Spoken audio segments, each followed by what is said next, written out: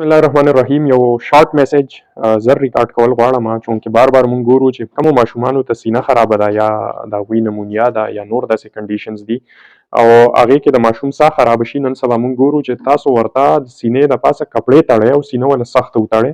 یو طرف ته ماشوم ته په ساه اخیستو کې تکلیف وي، بل طرف ته ورته تاسو سینه ډېره زیاته کلکه وتړئ. د هغې سره د هغه په ساه اخیستو کې تکلیف نور هم زیات شي.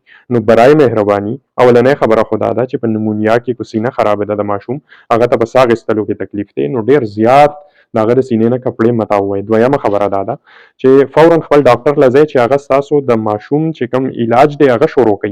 په کپړو تړلو باندې په سینې باندې د انډې لګولو سره دا طریقې چې دي هغه ماشومان نور هم سیریس طرف ته بوځي، څه فایده ورته نه ورکوي.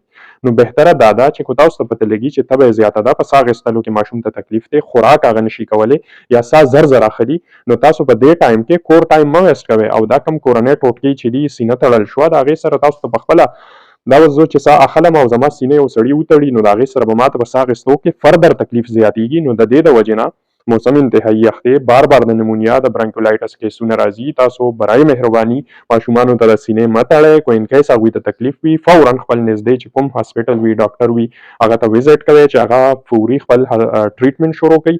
او دې کې دومره د پریشانۍ بیا چې هاسپټل ته تاسو راشئ، هلته ستاسو چې کوم دوک او ټینشن وي هغه ټول ټینشن بیا مونږ ته را ټرانسفر کوئ. نو د هغې نه ښه خبره دا ده چې په خپل کور کې کورنۍ ټوټکې په دې ټایم کې مه استعمالوئ.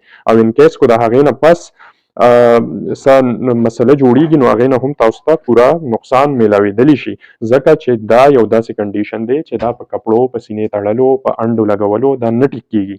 فورا خپل هاسپټل ته ځئ، فورا هلته ډاکټر ته ښایئ او فورا د دې علاج شروع کوئ. تھینک یو ویری مچ.